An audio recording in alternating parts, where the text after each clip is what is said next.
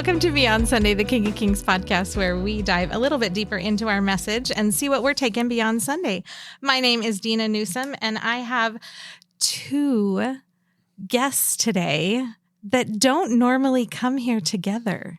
So this is a happenstance that they're here together, but I guarantee you will find them both entertaining. Wow. Is that a good adjective? Entertaining? At first it sounded like we could possibly be Bruce Wayne and Batman in this, or like Clark Kent and Superman. Nobody saw us in the same room ever. But then after that, it was just... Sorry. Yeah. And two guests. I'm Zach Zender, and I'm with... Seth Flick. Yeah, and we don't normally come together because we fight a lot, yes. and they don't let us in the same room. Physical battles. Yeah, so... Luchadors, actually. Yeah. They've been behaving well lately, so we decided to try it. We could go off the rails today. Yeah, it could happen pretty fast. Yeah. And so I want to, with Seth here, I want to apologize to him. Because is this about the movie quote? Rib? Yeah, I threw you under the bus months ago. Our loyal listeners would remember it's one of the highlights of the show. It is, actually. When I called you out for basically just doing the same gimmick every sermon, that you just choose movies and TV shows. And you've shown that you are bigger and broader and better than that. And so I just want to apologize and say... you're a great preacher, great man. I love you, and excited to do this with you today. Well, I love you too, but just so you know, all that's false. Not your commentary, but like that is my frame of reference. It's all like the last time we talked on the pod, movies. It was like G.I. Joe, Teenage Mutant Ninja Turtles. So as kind and loving as that was and restorative, I feel good about it now. We're all about restoration here. Yeah. And just being good with who you are. That's you know? right.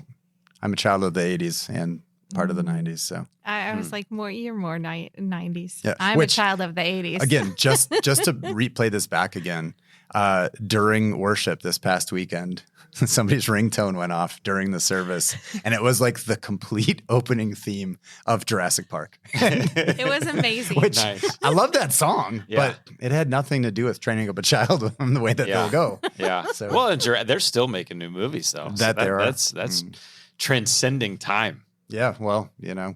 I'm waiting for someone to actually make a dinosaur. That's what I'm waiting for. That's already happened with a sheep. Not that I know, so but not a dinosaur. That's true. I'm not impressed. And dire wolves. That's the other. That's the newer one. Is dire wolves have been cloned. Wow. I don't know what the next step is. Woolly mammoth. That's the same company said their next step is a woolly mammoth. Wow. Yes. That's like dinosaur-ish. Yeah. You're getting there, Dina. Slowly but surely. I just want the whole cast I'll of see a Ice brontosaur. Age. Like the whole cast of Ice Age. And we could get Ray Romano to like voice one of them, and John Leguizamo to be the squirrely creature, whatever that thing is. Scrat. Scrat. His name is Scrat. Yeah, so what is he, a sloth? No. Oh, no. Scrat's the one that's looking for the nut the whole time. Yeah, John Leguizamo is the John sloth. Leguizamo Sid the is sloth. Sid the sloth. Yeah. See, it's all about movies. We're going back to it again. It is. We just can't help ourselves. All right. Let's help ourselves. This is also mine and Seth's one-on-ones every week. Yep. Nice. That's good. We digress. Okay, so this Sunday was a special holiday. It was Mother's Day. Oh. My question for you guys is, what is your favorite mom memory from growing up? It can be like, aw, or it can be funny, or what's your favorite your mom memory? I thought you were going to say your mom joke. Your mom joke. Not your mama joke. Which is also 80s, 90s. Yes, it is. Yep. This is where I live most of the time. I can say there's not one Mother's Day where my mother did not kindly receive some really bad piece of artwork from me and my brother and my sisters. Whether it was with macaroni or watercolors or, oh, crud, I'm 15 and I forgot to get a card, so I made one hastily in my basement room. She was always kind and accepted it with love and care, and it's just really super thoughtful. So I can share a story to give Zach some time to think about his from this past Mother's Day that is going to go down in our book of awesomeness. And that is, one of my children went to go to the bathroom, as they do often during worship. They excuse themselves to go to the bathroom often. And they came back and whispered to each one of the boys, "Hey, there's Mother's Day cards in the bathroom." Yeah. So every other boy during the message got up, grabbed a card. One of the boys, who I will not throw under the bus, grabbed one of the cards and didn't read it before he gave it. And it said, "Happy Mother's Day, Grandma." And so he grabbed it from her real quick and then scratched out grand. And it was like, Happy Mother's Day, Ma. So Melinda got like 5 cards. She got a ton of cards full of love. I had somebody actually at church. I was worshiping at 11 and more towards the back for whatever reason this time. And, it's 12 minutes into the service or whatever. And someone, they recognized me as pastor. They came over to me and said, "Hey man, clutch in the bathroom." Clutch. And I was like, I know, it's pretty good, right? It's one of the best things we do here at King of Kings. And we do that for the ladies on Father's Day too, I think, as well. So if you forget a card, and actually we're to the point now where we know this happens in the bathrooms at King of Kings on Mother's and Father's Day. And so it's good stewardship from our family. I like where this is going. To not buy a card like and get it on challenge. Sunday. And, so anyway, that's insider tip. It is. I don't normally talk about what happens in the bathrooms. Yeah, neither do I. On Sunday, the sword does cut both ways. So on the one hand, it is very, very kind because there are people that have forgot. Yeah. It also cuts the other way, and that is when mom knows that there were cards there and still a card did not get delivered, you're like 2 times in the doghouse. It's like, yeah, bro, you had every now, chance. Yeah. And now. Unless they didn't go to the bathroom while they were here, which that's God bless maybe them. it's just one. Well, when the whole Flick family takes one, then There's may be very left. few left. No, I'm just kidding. That's very true. We try to stock it well. I did not encourage that. I didn't even know it happened until I got home from church. I think it's amazing. That's what it's great. there for. I love that each kid got up and got one. Oh, that's so fun. Yeah, I'm thinking my mom, is the best. And, one of the things I've always loved about my mom is just the way she laughs. And it's super fun once we get my mom going. We can just get her to keep going. And it ends up sounding kind of hysterical. And she starts what? In her laughing. That's what we do. And she'll just, and then, and it's just super fun. So she's just a wonderful woman of God. This is true. That is just a lot of fun to be around and loves to laugh. And so anyway, we've always loved getting my mom all riled up, and we can still do it today if we had to, and we can force it. It's great. That's awesome. Yeah. You do have good parents. My kids call his parents grandsenders. Oh, nice. I didn't know that. Yeah. My favorite memory of my mom is actually a nickname that she earned. When my brothers were in high school, some of their friends were over and they were trying to sneak. I don't remember exactly what they were trying to do, but they were sneaking around in the bushes outside of my house, trying to get to my brother's window. And I don't remember if they were trying to scare him or what, but there were a couple friends out there. So my mom found out about this and went outside and snuck through the bushes to scare them and literally scared the pants off of them. Literally? No, not Nope. literally. This is a story that I don't think we can finish on the pod. Intact. Pants on the ground. Pants on the ground. I want to know how the Pants on no the pants ground. thing goes with your mom's nickname. No, it was they squealed very scary. So they all lovingly started calling her Ninja Mom because she snuck around like a ninja. And this stuck with all through college, all when they were adults. So many of them at her funeral came back and were telling stories of Ninja Mom. Well, nice. Ninja Mom came into the dorm room and we didn't see her and this happened and Ninja Mom did this. So that's my favorite, my mom story, Ninja Mom. That's great. I'm glad we went with the your mom jokes, but we sanctified them. Your mom is great. Yep. All right. So this week was week 2 of our Let's Go series, and Pastor Greg Griffith has taken us through this. Last week, we talked about sustain, and this week it is about strengthening our ministries. So what are you guys taking beyond Sunday from this week's message? Yeah, for me, it's a reminder of how amazing kids are to Jesus and how amazing our young ones are. And just as much as he believed in and empowered and invited young people to be around him, how much more do I need to do that in my life? Mm-hmm. It just gave me that much more courage and sort of confidence to keep moving in that direction in my life, no matter who I am and who anybody is. We are here only for a little while. And so steward the life that we have. And one of the greatest things you can do to steward is what Jesus did. And he invested in kids and students. And it's so important too with the faith formative years that they have. And so that's what I'm taking beyond Sunday. Just another like great encouragement in that direction.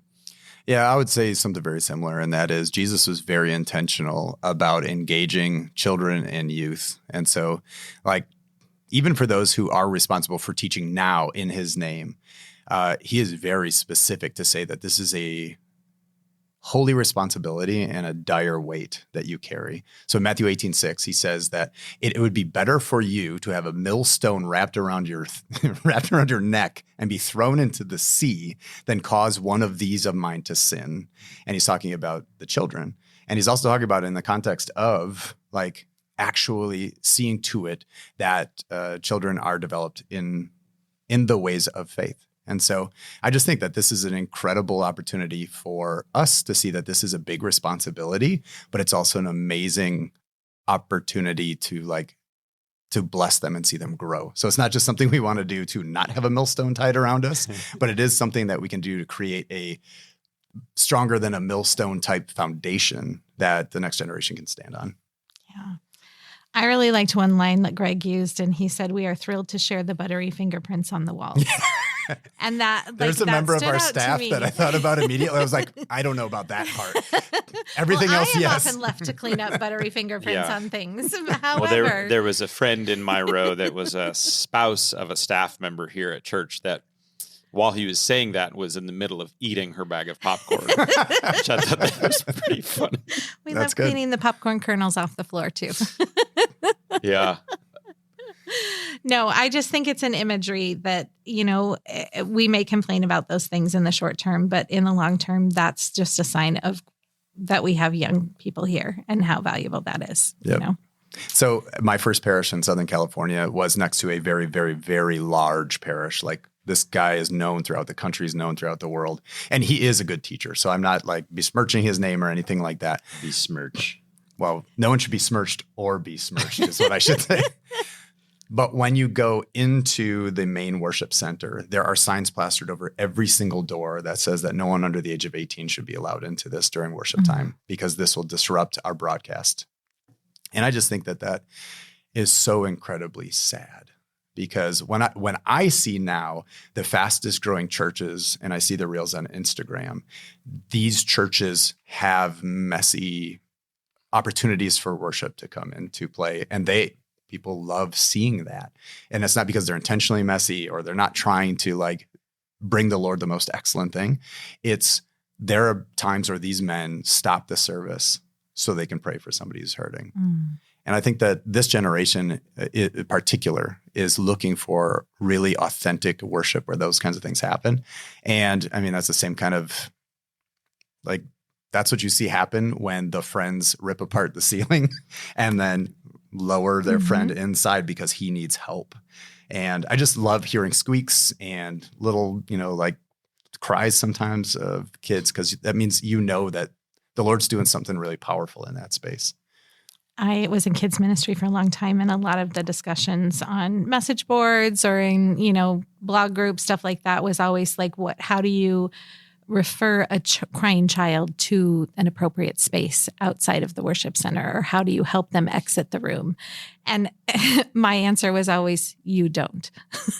The minute you say something to them about this isn't the place for you, then it becomes not the place for them, is how they feel. And no one should feel that way.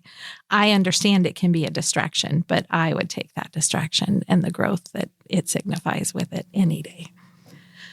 All right. In what ways do you think we can treat children as ministers in the church today and acknowledge their current contributions to the faith community rather than just seeing them as the future contributors? Yeah, and I think King of Kings does a really good job of that. You asked, what can we take beyond Sunday? One of the things I took beyond Sunday away as well is just kind of a healthy pride on King of Kings has been a church that does see kids as contributors, students as contributors. And so I'm looking, at kids and seeing their excitement for worship. I'm seeing, they're generous. They give to certain causes. Kids also, like, it's kind of amazing. especially with discipleship stuff, there might be a little kid that can say something to Uncle Bob that is about faith, that is a question that we want, that we'd love to ask. And we just don't, I don't know, have the courage, or just it would be inappropriate maybe even for someone but kids can just do that. I see kids as well, like especially in giving challenge and when it's around generosity, that they don't have the concept of like giving 10%. And so they will give $20 out of their $42 life savings. Mm-hmm. It just makes no like sense. 5 birthdays for them. Yeah. And so like you just see these things and it just brings you back to like, we really can learn a lot from kids. And so my thing is always, how do we set up those situations where we encourage kids to do that, where we don't put obstacles in front of them, but we say, yeah, go. Like, what can we do to support? And that would, of course, age appropriately, that would go with anyone that's younger, any generation that's younger. It's like, how do we hand stuff over to them, maybe even before we're comfortable, but because we believe in them and we want them, if anywhere they can try something and fail or try something and succeed like that. Let's do that at a young age in the church and around Christians where it's okay to fail. Amen. We got this beautiful thing called grace. That's a great safety net for us. And so, yeah, let's believe in it and trust him more. And I think King of Kings does a really good job of that. Yeah, I would agree. Being here that I don't, I've only been here for less than a year now. Man, it feels like you've been here a lot longer than that. That sounds bad. Wow. Oh, man. Yeah. Jeez. It's only been a year. He smells funny. Only talks about old, weird movies. But some of my more formative experiences have been, at other churches. And so, like in terms of younger age, I just remember this one story of Riley going home after we had talked about baptism and the importance of connecting to Jesus' resurrection through the waters of baptism. And that's something I did with every single class, every single year at our school. And he went home and he sat down and he was holding court during dinner. And he was like, today we learned about the doctrine of, I didn't talk that way, but today we learned about the doctrine of baptism. And he started to talk about what it was. And he lived with his mom and with his grandpa in their house. And so he asked his mom, he's like, Mom, are you baptized? And she said, yes.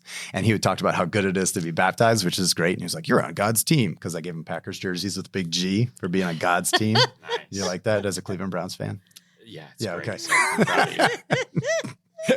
Anyway, so he looks at his grandpa and he's like, Grandpa, are you baptized? And Grandpa's like, nope. And so Riley witnessed to Grandpa and, just told him about Jesus and peace and grace and hope and faith. And Grandpa broke down because Grandpa had been building up this wall the whole time. And here this little kid is talking so clearly about peace and grace in Jesus that Grandpa and Riley were baptized on the same day together because that little guy was a missionary to his family. And I think you see that time and time and time and time again, that you're so young, you have the boldness of faith and you haven't been stripped down by the uncomfortable social situations that faith can bring, where all of a sudden you're too socially aware to actually be bold and courageous. Kids don't have that. They just don't care. Mm-hmm. And I love that about kids. That makes them some of the best witnesses. And you see that in the scriptures too. Timothy was very, very young. Can you imagine some rando stranger, Zach and I just show up to somebody's house and be like, we'd like to take your son across the country and we might die. Please take him. And yet, what Timothy invested in Ephesus, the ripples of his faithful, youthful service, created some of the strongest churches in that area. So as other churches began falling to other faiths, the church in Ephesus had an unbroken strength for 1,000 years because of what the Lord did through Timothy in Ephesus. And eventually, it succumbed because there was not great, bold leadership that was there and other faiths just kind of pressured it away. But just think if that was one youth, that was one young adult that was empowered with sharing the gospel, and that changed an entire city and it changed that whole Eurasian area for 1,000 years. So we just have to find our Timothys. Yeah. I think one of the greatest things we do is empower kids to serve and to talk about their faith outside of these walls. We're constantly, I feel like here, talking about inviting your friends. You know what I mean? Like inviting people in and have a very hopefully welcoming culture to that. But I think empowering kids and students to serve is an amazing way to just let them understand their faith and what it means to be a servant. And then hopefully as they develop their frontal lobe more, understand what that meant for Jesus to serve us, you know, and that whole idea. I can remember my son was probably 3 or 4, and I woke him up and said, "Hey, are you going to church with me today?" And he said, "Are we going to talk about Jesus?" And I said, "Yeah, we'll probably talk about Jesus." And he goes, "Well, you can take somebody else because I already know about him. And there's people that don't know about him." Oh, nice. That's some And not as bad much logic, as he just you know? wanted to sleep, he understood that, hey, I got this already. Yeah. There's people that don't know this. Yeah. And maybe you should grab one of them. Now, I don't know what random child I'm grabbing on the way to church to take with me. Hey, you, Timothy, come with me. Hop in the car. But I just thought it was neat that he wrapped his head around that idea that, you know, we need to tell other people about Christ. Yeah. All right. This sermon touched on the importance of family and faith formation. How can parents actively participate in shaping their children's spiritual journeys? And what resources might they need? All right. I got some. All right. So Lay it on us. my current studies are focusing kind of on this exact area. And there was a pretty broad, well, it wasn't the most broad. So they had a sample of 500 youth that they followed over, I think it was like 7 years or something like that. But the Fuller Youth Institute provided a very, very important just statistical database that lets us know what has been important for people walking away from the faith in their high school years and people sticking with the faith. And that's why there's a book that's kind of summarized a lot of it called Sticky Faith. And they said the number one indicator of a child sticking with their faith was how the Holy Spirit worked through their parents. And so if the parents modeled authentic connection to Jesus, it was far more likely statistically that that child would stay with the faith into their adulthood. And interestingly enough, they even looked like they parsed it down to, well, what if it's mom? What if it's dad? And however you would like to interpret the data, I guess this is a good call for dads to really take this responsibility seriously. They were 25% more likely to stay with the faith if dad was also faithful to their calling.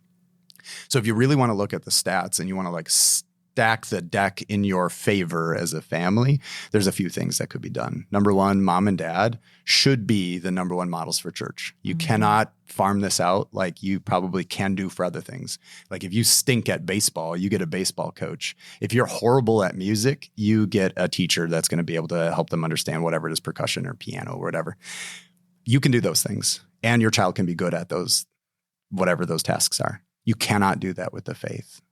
Now, the Holy Spirit can do anything, so any child can hear the word and then grow.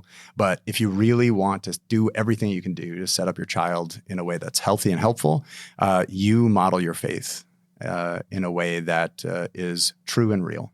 Number two, involve them in intergenerational ministry.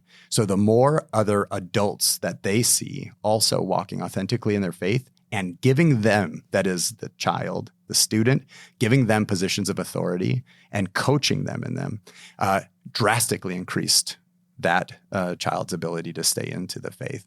Other things that were in there, and this is something that Zach's always done really well, and that's like incorporating real practical teaching in messages that students adhere to and they want to listen to and they resonate with, not just like cute stories, but actual depth in the scriptures that intersect with real problems in life. And so like just find a church that's going to support that. And you are doing a very good job of upholding Proverbs 22:6. Train up a child in the way they will go, and when they will, they will not depart from it. It's not a formula. It's not a, if you do these things, then your child will not depart from the faith. It's a, if you want to stack the deck in their favor against their flesh and a sin-filled world. These are some really, really strong steps that actually have data to back them up. Yeah. All those things are awesome. I think, I read a study years ago that said from Barna, 85% of parents know that they're the number one faith formation person in their child's life. And And if you read a couple paragraphs lower, it was like, but very few had any idea or any sort of plan. Ouch. So imagine, this is most people that are listening. Imagine knowing something is so important, but knowing that you're failing at it and not sure what you should do. Mm-hmm. So that's where I think the church can come in and provide some really great coaching, some really great resources to help. One of the things that I teach regularly that I think is missing a lot is just kind of understanding like what targets should we aim for? Like what does this look like to live like and for Jesus? How can we be a disciple? And so when you don't have language or targets you're shooting for, you end up in a really confusing, messy place. And that's collectively what I think's happened with the church and with Christians.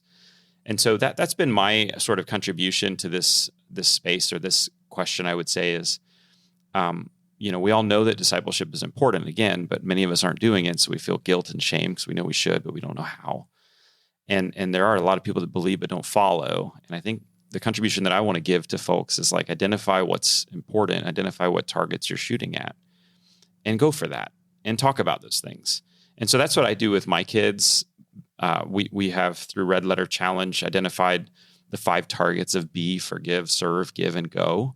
That it's not, I'm not saying it's perfect, but it's something. And my kids know those 5 targets, and try to meet with them every month to talk about how they're doing with those. And sometimes when I say this, or pastors say stuff like this, like listeners can get like rose-colored glasses and think, oh, the pastor's got it so perfect and figured out. And it's like, it's not.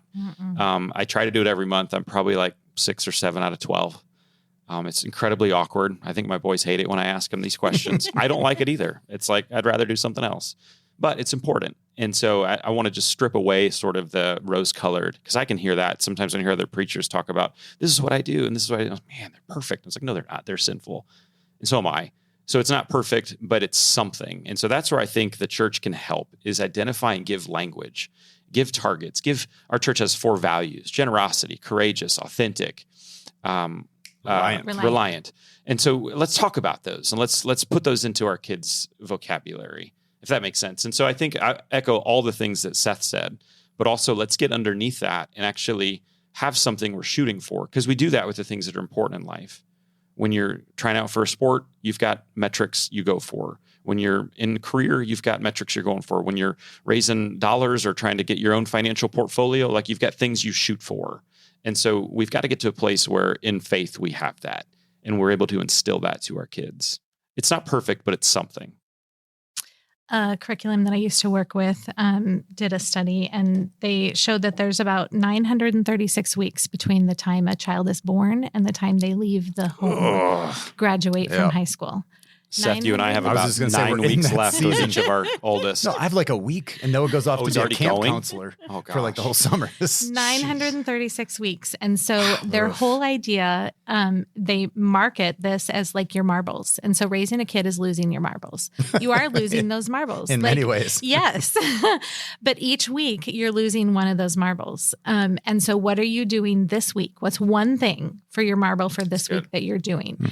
Is it just praying together before a meal? Is it attending church together? Is it serving together? Is it just asking your child, hey, what do you think about this scripture? Or what do you think about God? Or what do you think God thinks about this? You know what I mean? Just engaging in a conversation. Maybe it's serving together. Maybe it's something more in depth, doing a devotion or a study or taking a mission trip.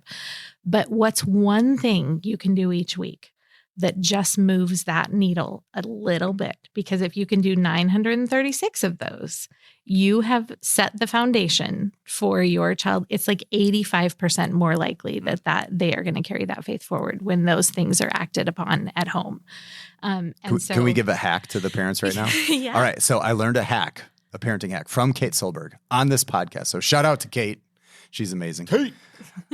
So she had said one of the ways that she gets like the information out of her kiddos, because sometimes if you just ask your kiddo a straight question, it's really hard for them to think like, what if I answer this question wrong? Whatever. She said, what I do is I say, hey, what would your friends think about this? Yep. Whatever the topic is. Oh, what did your friend's day like today? Oh, And by asking that question, you've given them the opportunity to give you a reflection in a way that they feel like, oh yeah, I can give this and it's not going to be a big deal. So I wonder if that's a way to kind of put that like at the dinner table. Hey, what would your friends think about Jesus? A marble. Whatever it would be so that they grow. Yeah, that's a marble. Go, Kate. Just got to keep losing your marbles. Yeah. Don't have many more to lose. All my marbles are gone. There's a 90s reference to a movie that comes to mind right away. It's from Hook. If you remember at the beginning of the movie, the guy loses his marbles. I take back my apology. You're welcome. I can generally draw just about anything back to an 80s or 90s movie. G.I. Joe, Ninja Turtles, Hook. Yeah.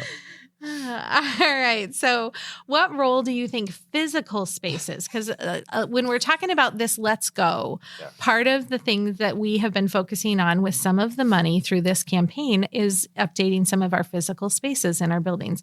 So what role do physical spaces play in supporting community and ministry? And how can churches balance that investment in facilities with other missions? Yeah, it's such an important question. And I think that we don't think about it enough.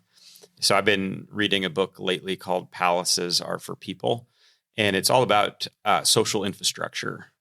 And it's not something that's talked about a lot of places, but essentially it's kind of highlighting the social infrastructure and communities that lead to that community's health.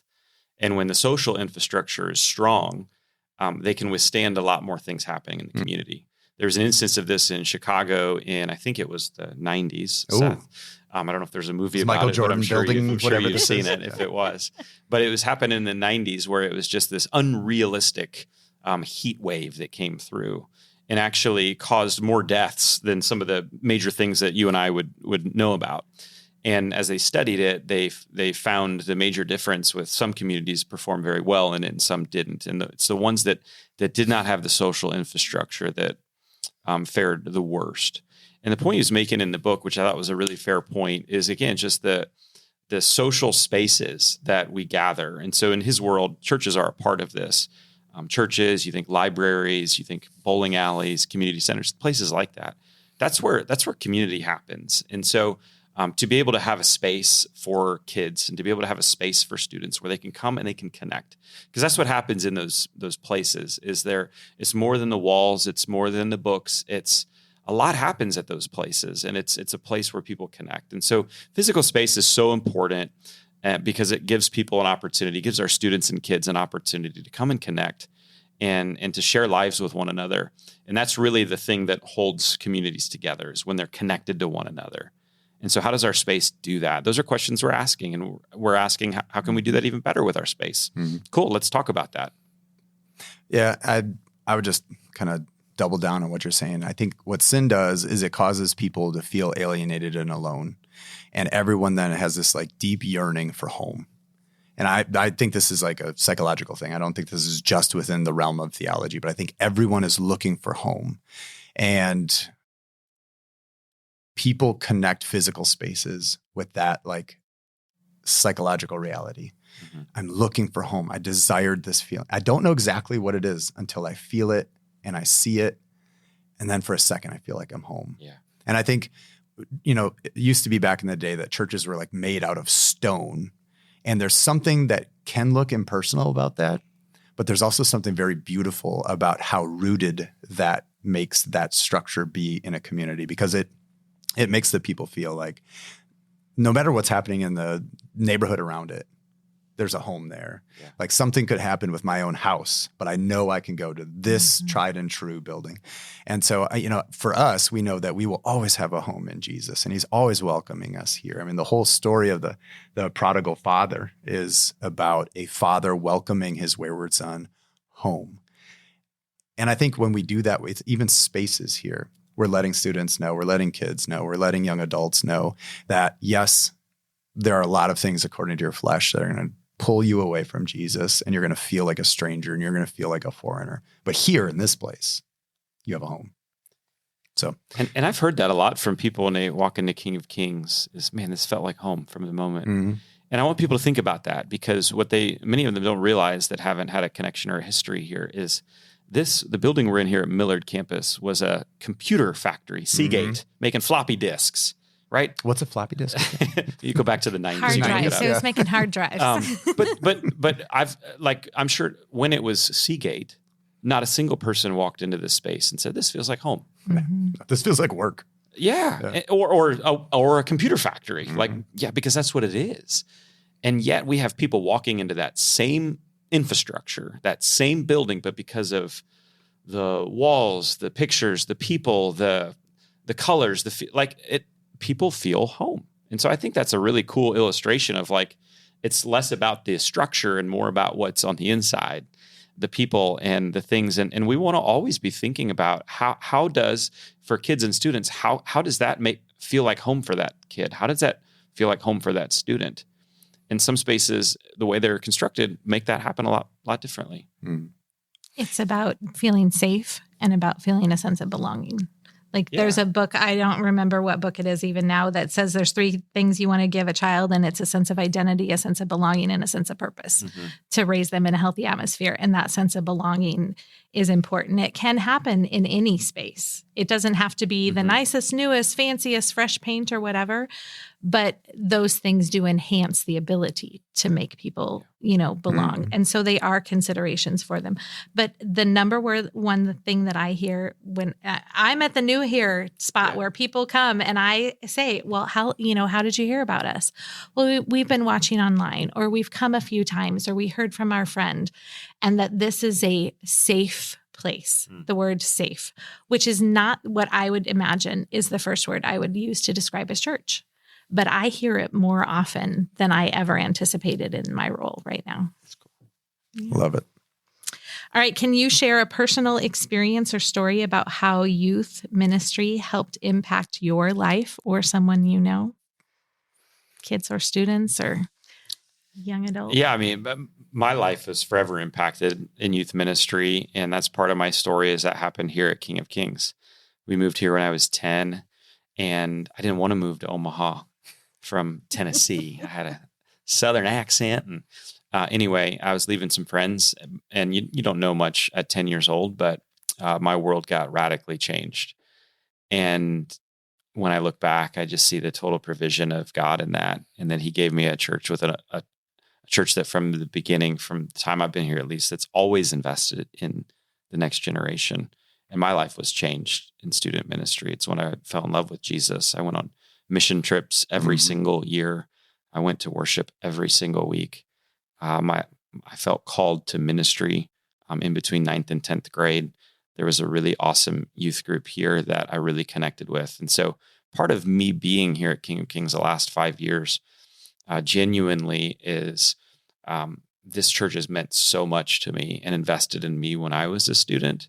And so I really try to do my best to what can I give back to the next generation and to the church that gave so much to me. How about you? Usually we go Dina's last.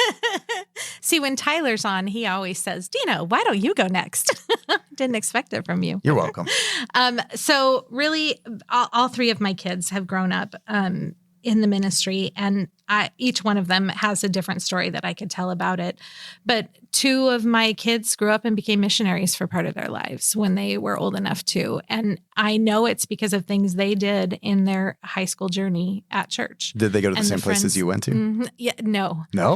Yeah. Well, they went where I worked. At that time, but when still, we were going through that, it was where I worked. A lot of your formative experience was with Hong Kong, right? So, and same for them, because by the time I started going to Hong Kong, they were coming too. That's so cool.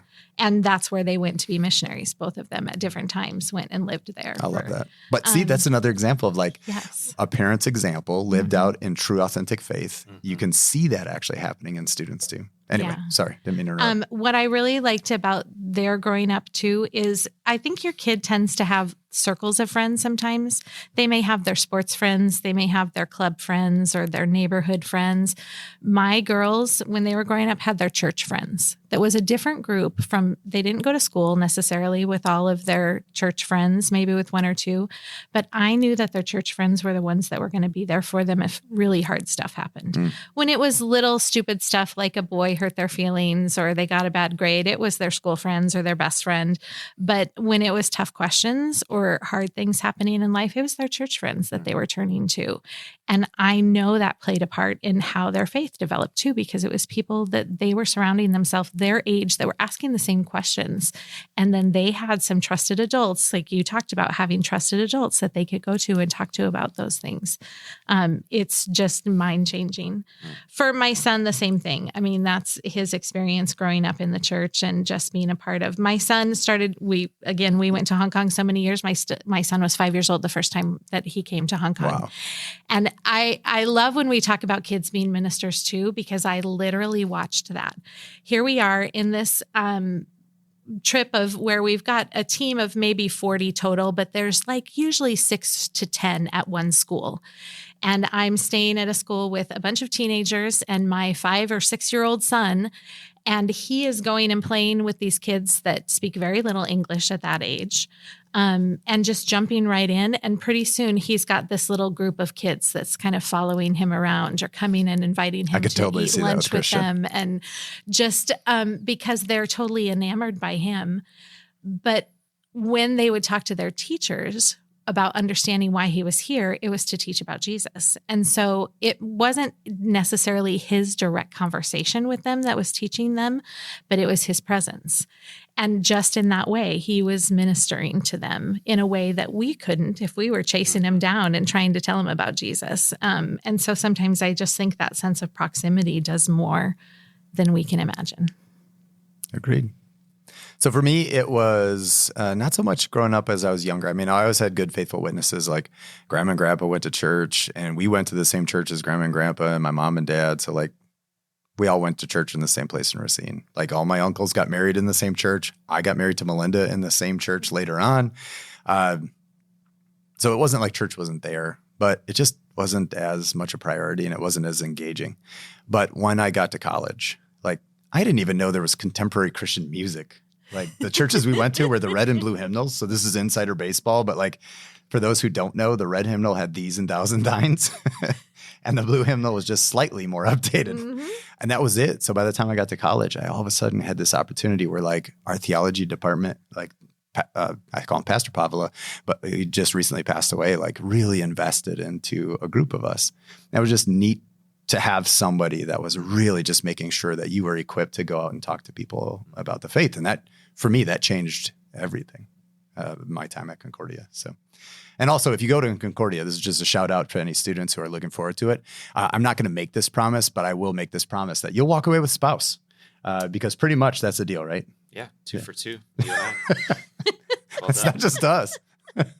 It just seems to happen. You go to a Concordia. Yeah. You increase your abilities, like statistically, if you are both in ministry, you're going to be a teacher or mission. That happened to too. It just happens. So if you're looking for a spouse and nothing else has worked so far, just go to Concordia. That should be their new marketing pitch. All of the Concordia taglines. Yeah. Lonely? It's the Concordia dating app, but it's just applying for admission. Swipe right for admission and a date. Uh-oh. All right. How can we as a church invest more into our youth and children's ministries to strengthen their foundation and involvement in their faith journey? What do you think, Dina? Love that. Well, I think we're working on it. I think that there's a lot of talk right now about providing resources to families. And I know that that's something on the horizon that Marianne, our kids director here at Millard, is working on, kind of setting up a resource center, putting some online resources. I think that's one of the biggest ways that we can invest into children's ministry is by ministering to their parents. Because like you said before, there's a lot of parents that know what the right thing to do is, but they don't know how to do it. And so they're intimidated by it. And so providing some safe, simple resources for that. But then I think involvement is just continuing to be a place where they feel welcomed and seen and belong. Yeah. I think one thing that King of Kings does well and can continue to get better at is equipping youth students with the abilities that they have to do very important roles and tasks here. I mean, we have a high schooler on our team right now who I am going to miss dearly because he is currently employed here. And he, like, when we have a need, you can ask this guy, and he's probably encountered this, tech electronic need, and he can troubleshoot like nobody. He is amazing. And I think this kind of piggybacks on something earlier that Zach said, is that when it comes to leadership, I think oftentimes we're looking for people who are proven and polished, but giving leadership reins with appropriate mentorship, even before we're comfortable with it, is probably going to be the way we'll have to go, just to make sure that young adults make their way into the future leadership of the church, because they're not just the future. If we don't give them a chance now, they're not going to do it. So one thing that I would love for all 9 or 12 of our listeners to do. I think we're 13 now. This is what we figured out last week, maybe. Could be 13. When you come to church on a Sunday, just look at the people who are behind the cameras, behind the boards, those who are on stage. You are actually going to see a predominantly younger skewing leadership group, and go and tell them thank you for using their gifts, and encourage them as much as you can, because they need it and they will appreciate it like you would not believe. So that's what I would go for. Yeah, I can't answer this question 2 different ways, like how we as a church can invest more. From the capital C church side of things, I think King of Kings has done a great job of showing we invest in kids. And so part of me is like, yeah, if you want to invest more in kids, that's up to how well you participate and how well you give and how well you are a part of our ministry. This is our DNA to invest in kids. So I think capital C church, we do invest. And so we can only invest, though, as much, obviously, as people give. And that would be the second part is, personally, what does it look like for each? The church is more than a building, right? The church is more than an organization. So now I'm answering it more as we are the church, you are the church. And so I think, how can you do that? Well, I think there's ways for more people to step up in serving in kids and student ministries, more opportunities, like Seth said, to just say thank you to someone, and probably mentorship opportunities that maybe organically might pop up. We see that a lot in younger generations, is that if they trust the person that's asking them, they're very open to being mentored.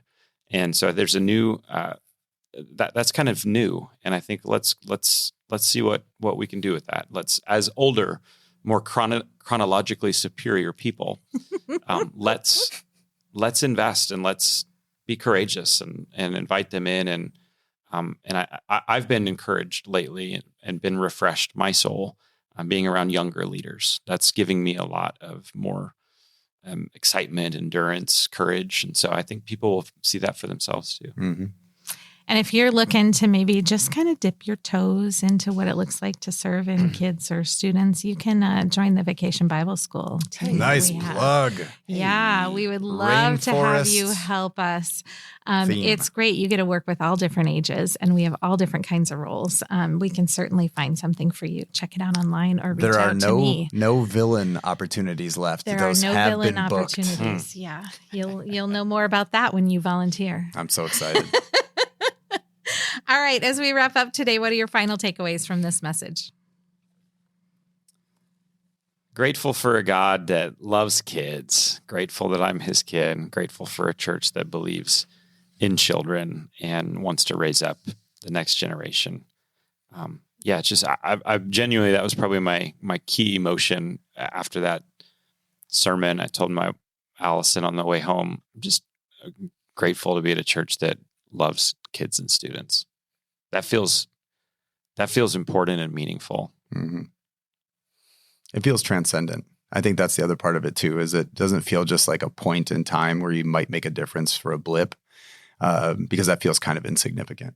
But it feels like when you invest in younger students and younger kids, and you actually make it a priority of a whole organization like a church, then it feels like you're doing something that's going to last. And I think there's something purpose-filled about that. But it's also biblical. I mean, Jesus says in Mark 10 and other places, let the little children come to me, for to such belongs the kingdom of God. And he then goes on to talk about that the nature of their faith, not childish faith, like he wants us all to be consumers that cry when bad things happen, but like a faith that is like a child, is one that's just open and trusting to the Lord. And so maybe it'd be okay if we spent more time with kids and we took some things modeled after them, like just the pure nature of their faith. Yes, they are corrupted by sin, so are we. But there's just something about the way that little kids engage with Jesus that I desire. Yeah. I think I just really like the the focus on we're continuing to plant seeds. I mean, we want to grow something huge here and on the campuses that we want to do and the cities that we want to touch. And Greg said it the first week. Now I'm going to look at my notes to be sure I say it right. The plan has never been to fill a room. It's been to fill a city one life at a time. That was from last week. And we do that by planting one seed at a time. And that's one kid at a time. Yeah. And that just matters so much. Amen. Amen. All right. Well, thank you for being here, guys. Next week, we are going to be in our last week of the Let's Go message series. It'll be Let's Gone. Let's Gone. We out. We out. Let's not go. No. And so we'll take a look at that. And until then, let's keep living our faith beyond Sunday.